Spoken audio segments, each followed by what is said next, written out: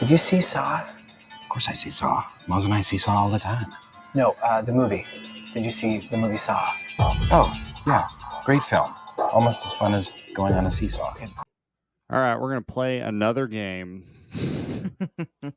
We're gonna finish out the Darren Lynn Bousman trilogy with Saw 4. He did 2, 3, 4. 2, 3, 4, went on a hiatus, came back for Spiral. I still think Spiral's better than some of the later entries. I've only seen it once, but like this guy, I feel like once he left, definitely there's a dip in quality in this series. The weird thing is, so he did 2, 3, and 4, and all of them made a ton of money. Saw 4 is actually the first time that a sequel has not made more money. This still made a lot of money. They didn't give him more budget, which is weird because the last one was the highest grossing a Saw movie's ever done. So it's 10 million again. This one, though, instead of doing 160, it did 140. So it's still a banger. But you know why that dip and why I think it continues to dip for the rest of the series and why they like ended up having to wait a while to reboot it is because Jigsaw dies in 3. Yeah. So what's the fucking point after this? Because not only did he die, but Amanda died too. So you don't even have Amanda as like a fill-in. You have this other like guy that they introduced at the end of the 4th one. I just don't care at this point. That's how I feel. So I have a question for you because, James Wan came back to write the 3rd one. He just did this story. Lee Winnell wrote it. Okay.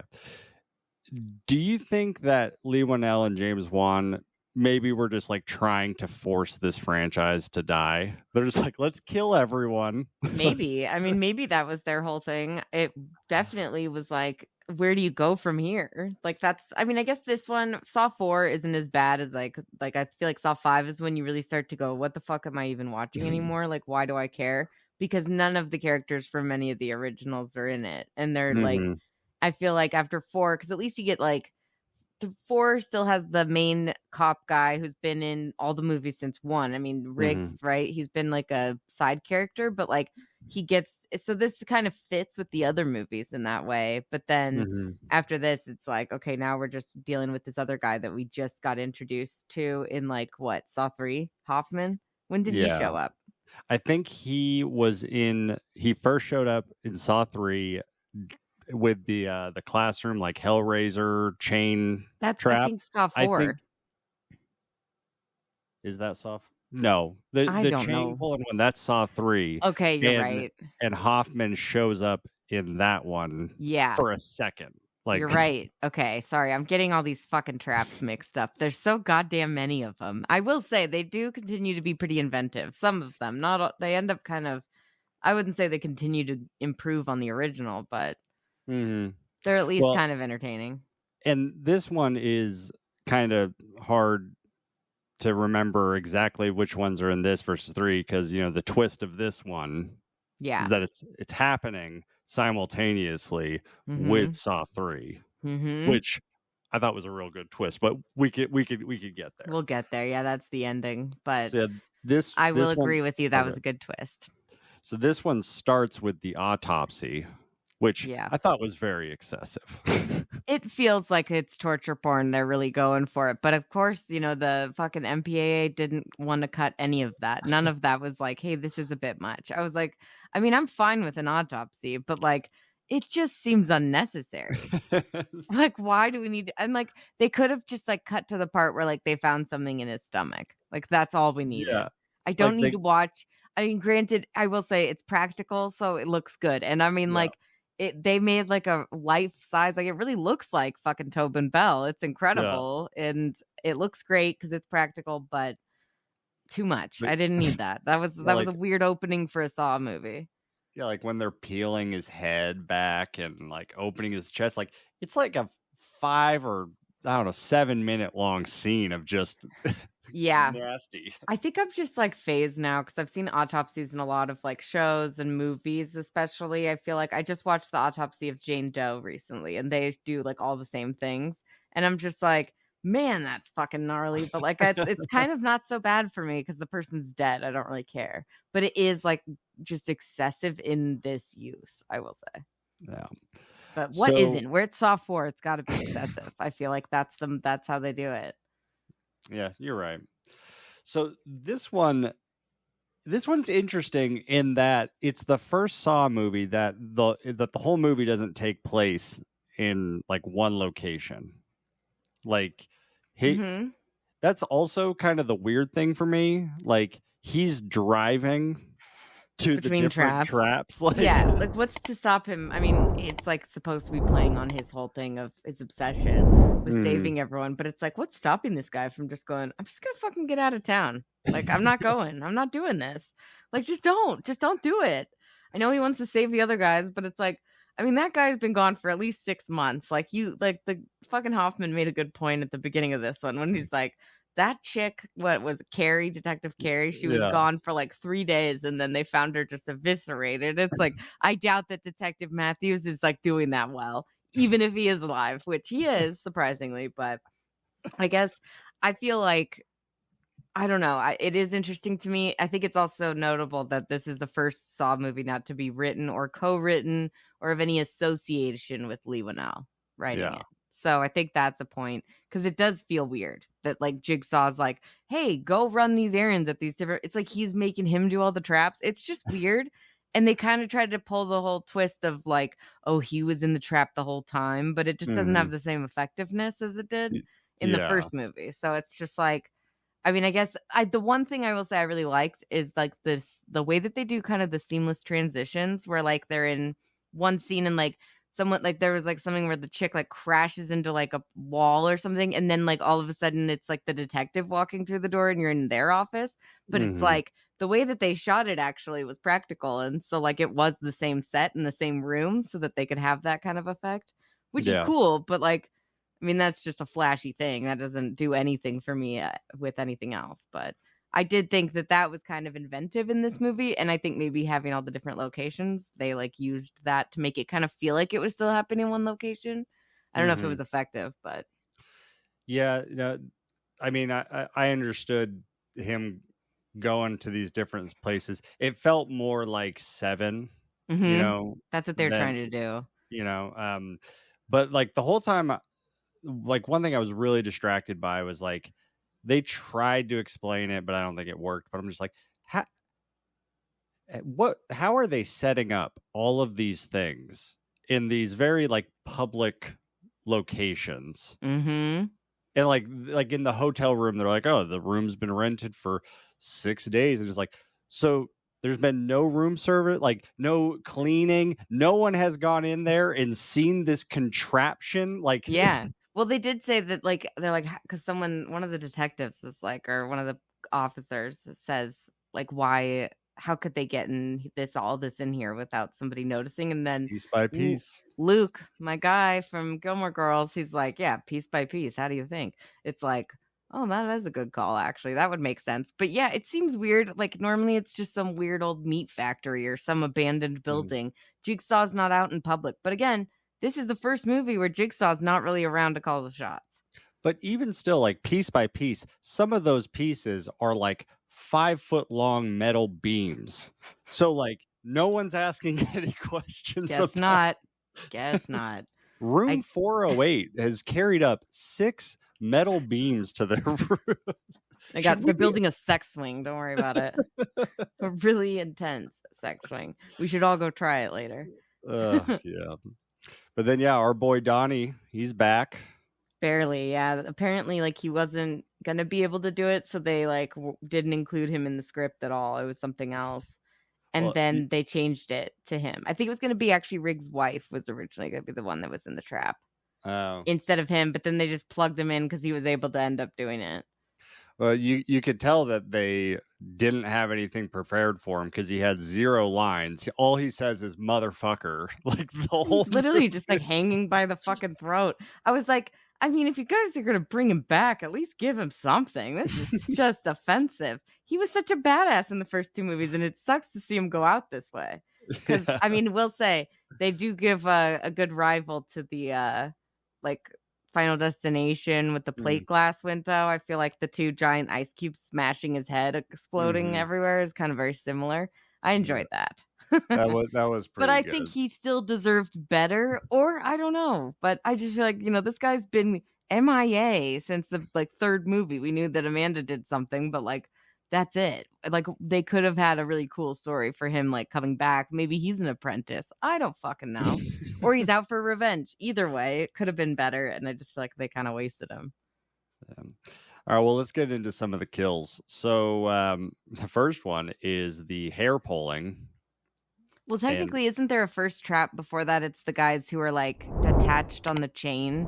That's the second scene after the autopsy, but you're kind of phased from the autopsy, so it doesn't seem as Oh, no. Oh, you're right. No, the first kill is the guy who has his eyes sewn shut and the guy who has dude mouth. has his mouth sewn shut. And they're attached. And I was like, yeah, but that's the thing. How are they even going to overcome that?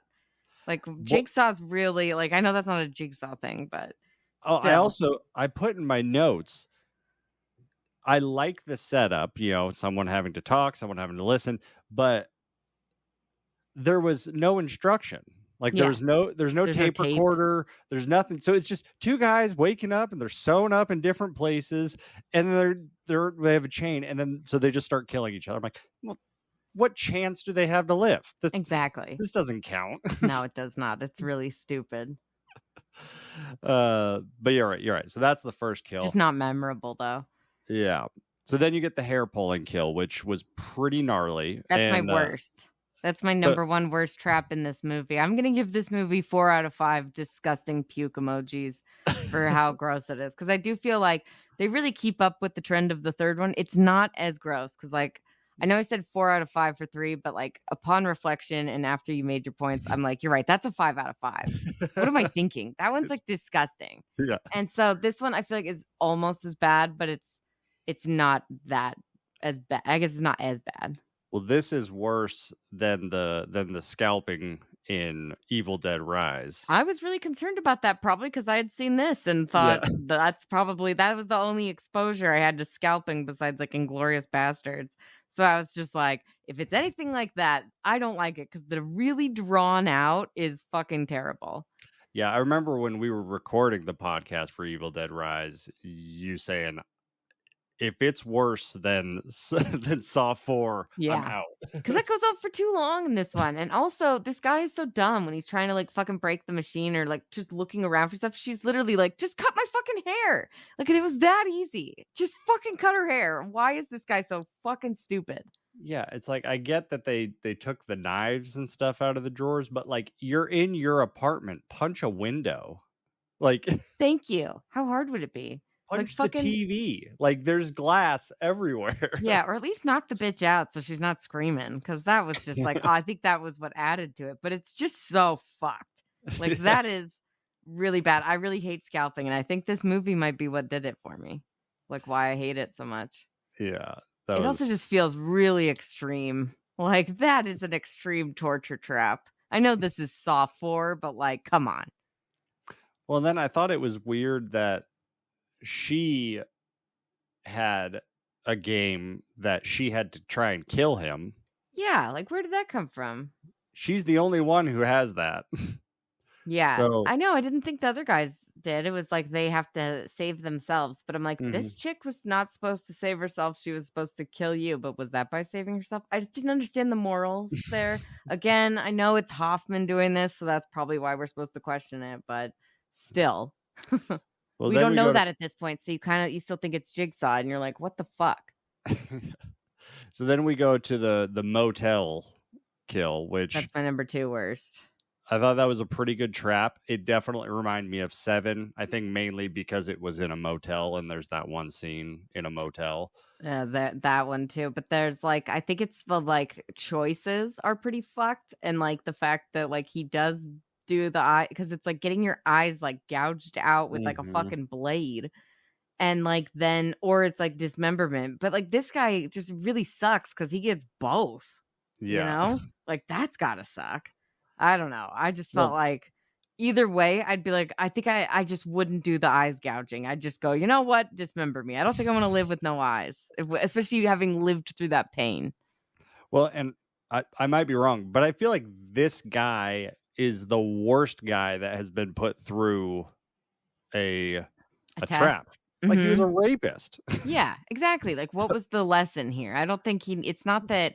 I mean, granted, not that the other people are any better, but I think this is maybe where the series starts doing the thing where like the people going through the traps or like the people in the traps are like really bad people. Like, I think that's just where it keeps going because like by the 7th movie, it's like insurance agents, and then like I think the 8th or one of the other ones, it's like fucking a guy who's like lying about being a victim and like so it's just like all these really shitty fucking people basically that they go after. So I'm like maybe this is the one because I mean like I know that this death sucks, but like I just don't feel bad for the guy. I feel like he kind of had it coming.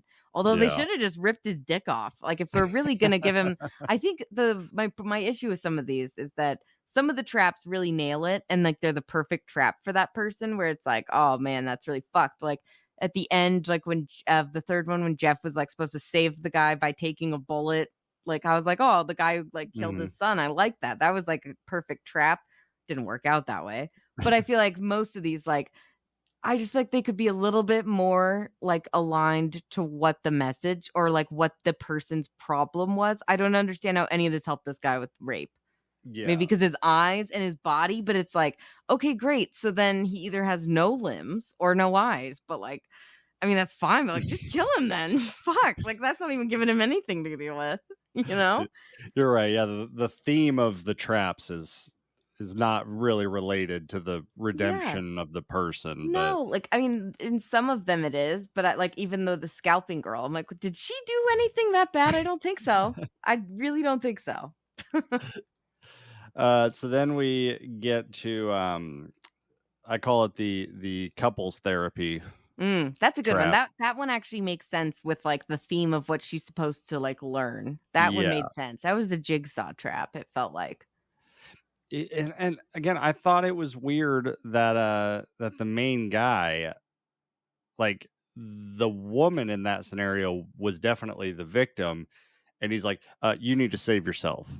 Like she already pulled out a bunch of arrows. Like he could have helped with the last couple, but and then I'm like, so it's weird because I feel like he's not. It's like he seems like he's learning to let these people do it to themselves, but then he doesn't learn anything by the end. So I'm just like, is this guy just an idiot or is this inconsistent storytelling? I don't know. Did want to say though that the main guy, I really liked his performance. I liked him. Yeah, totally. I think he really stepped up for this movie. He was a great character. I think he's one of my more favorite protagonists. Like in general or in Saw? In Saw. No, thank God. I was about to say like in general in horror because I feel like that's a really weird take. I don't respect it. No. He's great in this movie, sure. And out of the other Saw protagonists, sure, yeah, definitely. He's up there as one of the better ones. Not that hard to compete, honestly, especially with the later movies. But I will say, this guy's up there with like fucking, like I would say Donnie Wahlberg. Yeah. Like he also did great stepping up and whatever. I mean, he wasn't even in the first, but you know what I mean. Yeah, like he's a character that I like seeing him on screen. Whereas there's a lot of characters where I'm like, can we please move on? Yeah. I kind of just, these movies too, I'm trying to remember. I'm glad you write down the traps for all these because like watching them back to back, I'm just losing track. And it's like the most unfun movies to watch in a weird way. Like I love the first couple, but then like it's just people screaming for a long period of time every 5 to 10 minutes. They have like 5 to 10 minutes of other scenes with detectives or like where they're figuring out something or why are we all trapped here? And then like, again, people just screaming, horrible torture for like 20 minutes, whatever. And then back, it's just a cycle. It's crazy. I mean, I know that's what we signed up for, but it's a bit much. And that was, that reminds me of, I loved the couples therapy scene, not because I thought it was necessarily like a good trap. I thought it was just really funny because the woman is going 110%. She really stepped up to the plate. I didn't think she had it in her. It was, I was laughing a little bit. Like she is going so hard. So far.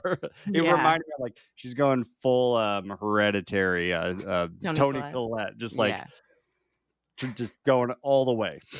That's what I'm saying. I mean, if you're not going to do that in Saw, like, when are you going to do it? I will say, I think the best thing about these movies as I continue to watch them is just like that they continue to use practical effects in as many of these as they do, because like we were just talking about, the Thing prequel from 2011 looks terrible now. And it's crazy that like movies from like 2011, 2013 even, the CGI just looks dated as fuck. Yeah. And like these movies from the early 2000s, one a year, fucking look really good still. They all look pretty real. Yeah. I also thought it was weird that there was traps set up at the police station. Like Yes. when what's her face gets blasted by the doll. That was at the school that they were at. Oh, it was? Yeah, that was like at the school where they were like investigating the like trap that we were just talking about with the couple. Oh, okay. Well, even still, that's weird.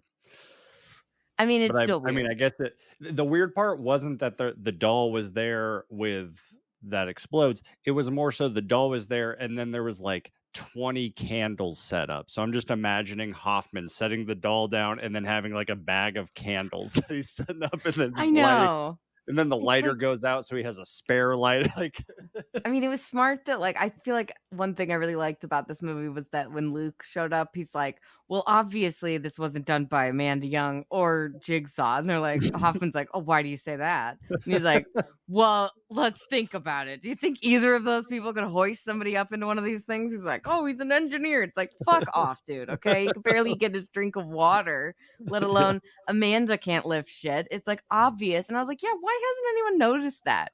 For the first 3 movies, no detectives made an observation. These are pretty intense traps. I wonder how these 2 little people are getting everyone into these traps. Have you ever tried to drag an unconscious body? I'm not saying I've tried because I was murdering one, but like a friend passed out and we were trying to get her to her bed. And there was like heavy. 2 of us pulling her, and she was a skinny girl. And it was like fucking, I was like, I don't think we could do it. We're going to leave her on the floor. So I was like, there's no way. It's so hard. So I just I thought that was nice that they pointed that out in this movie. I don't think they ever come back to it, but it was like, thank you, somebody finally noticing, because yeah, that's the one thing about the first 3 movies that you're like, it can't just be those 2 people. Yeah. So then we get a little bit of backstory. We get the origin of the pig mask. You know. Oh yeah, the pig festival. I mean, the year of the pig. Whatever. Yeah, the Chinese market or whatever it is. And then that transitions to the knife mask, which that would suck so much. Yeah, that was pretty like gnarly, but also I was like, fuck this guy, he deserves it. Even though I'm like, Jigsaw's a serial killer, but I was still like, fuck this guy, he killed a baby, he deserves it, you know? Yeah. And then I do love that he lives through it and then gets like, tries to attack him and then just fucking goes into the barbed wire, like just this fucking net of barbed wire that he just has like all connected. It's just genius. But like, why do you have that? Well, I mean, he must have planned like 8 steps creating ahead. his torture devices. But that's what I'm saying. He's like, I'm going to stage this right here and stand right in front of it in case he gets out and then he attacks me. Because that's probably what most people will do. He must have had the barbed wire there because he either was about to create or just finished creating the barbed wire jungle. Yeah, from that first movie. Got some leftovers because I think it's actually, this is like, I'm assuming that's before the first movie or like during it. So it's probably like the same thing that he uses. So good catch on that. And that's the only trap he's ever used barbed wire in, at least from what I can remember. So yeah, and then we get the ending reveal that it's all happening at the same time as the last movie. So like I've done with the last couple movies of parallel endings, this one there's not a lot to actually compare. I did learn that there's a genre for this. They're called they're not sequels or requels or late or whatever. They're called paraquels, which is terrible, but it's a movie that the story is running parallel to another story. But I'm drawing a parallel to this ending, the same as one of our favorites, Final Destination 5, where the reveal is that it's not a sequel. It's a prequel. Yeah, well, in this case, it's the same timeline, but yeah, the But still. timeline is the reveal. Yeah, that was really good. And then like you get the tape at the end, like the autopsy part, they play it again. So you're like, oh, that's like afterwards. But Mhm. I still don't understand. I'm like, is he talking to Hoffman there? Like, you're gonna be tested, which like I guess that is to come, but I don't know. It just still kind of is a little convoluted to me. But I appreciate the twist. I do think it's not the worst. It's just not that great. And I think my biggest issue with the ending twist is that Luke, I'm just gonna call him Luke. I don't care what his detective name is. Luke from Gilmore Girls. He's my boy.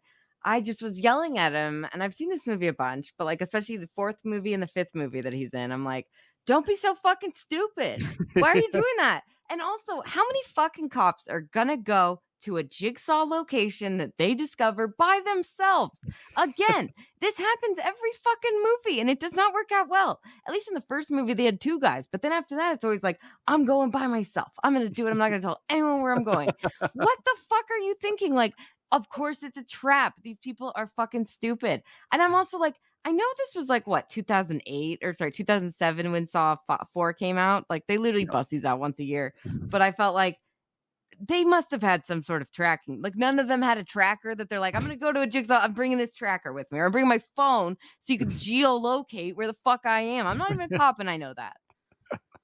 I'm just saying these guys, especially because he works for the FBI. Like he's like not just a local detective that's dealing with this shit, which it also seems like really this long before you brought in fucking FBI. I feel like they should have been there after day one. This guy is like fucking just doing crazy shit no one's ever seen. Yeah, because the thing that we never learn is precisely when Jigsaw started. Like the first movie, that's not the first time he's done it. He has all of those other traps leading up to it. So he might have been doing this for a year before the first movie. And so you're right. It's like, what? Why are you guys all making the same mistake? Yeah, literally every movie. I'm like, at some point, like, are we gonna think that the cops, well, maybe just not all of them, but one of them might have a brain, let alone the guy who works at the fucking FBI and who's like, oh, this is a really dangerous guy. I mean, he's been like explaining all of the messages and secrets behind this whole thing. Like, Luke is a smart fucking dude, but then he's just like, I'm going, bye. I'm not telling anyone. Like, what are you fucking thinking? I just don't understand these people. I'm like, there's got to be, I'm going to Google it at some point, but like, there's got to be fucking phone tracking back then. This was only like, what, less than 20 years ago. So, yeah, there is phone tracking. They introduce it in the seventh one. Whatever. Okay, that's when they introduce it. That's bullshit, though. But it's still got to be around before that. And even if, just fucking tell someone, leave a note. How hard is it? God. Well, I mean, overall, I remember liking this movie, and I still liked it. I still had a good time with it. I think Agreed. this was a good end to Darren Bousman's trilogy. Mm-hmm. I mean, there's some things like I think out of the three of his, Saw 3 is I think my favorite. Saw 2 is my favorite of his. See, this one kind of reminded me of Saw 2 in that, like, it had kind of not so interesting traps. I thought that this, I guess you're right. I agree with that. But I mean, I still thought they were pretty bad. But I think for me, it's just that what I don't like about these as much and what I liked and preferred for Saw 2, not the really for Saw 5 because the characters suck, but Saw 2, I enjoyed the whole fact that it was like, not just one dude going through a bunch of rooms like Jeff in the third one or like Riggs in this one and watching other people being put in traps and making decisions. I just don't find that interesting. And then they continue that in like 6 and 7 after they do 5 and have a group thing. Nobody liked it. But I'm like, I preferred that in the second one. I just think that once they introduce that in 3, then they just start making that the default. I'm like, let's go back to the original. It was like 2 guys stuck in a room, right?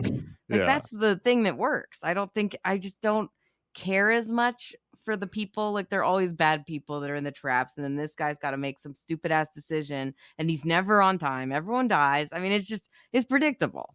Well, I think the reason I like 3 and 4 better than 2, I think a big part is I like the leads. I like Jeff and then what's his name in this one? Riggs. Riggs. I like those guys more. I mean, I do Yeah. love Donnie Wahlberg. Donnie but Wahlberg's so much better, and I love the whole like group dynamic of two better. I think that's like the last time that they had a good group of like people in traps that were like they were bad, but like there's still people you were like, I don't want them to die. yeah. You know? Well, let's transition to the movie where the leads become not so interesting. Yeah, this will be Let's a get to quick one. Saw 5. Don't forget to like and subscribe. We out here.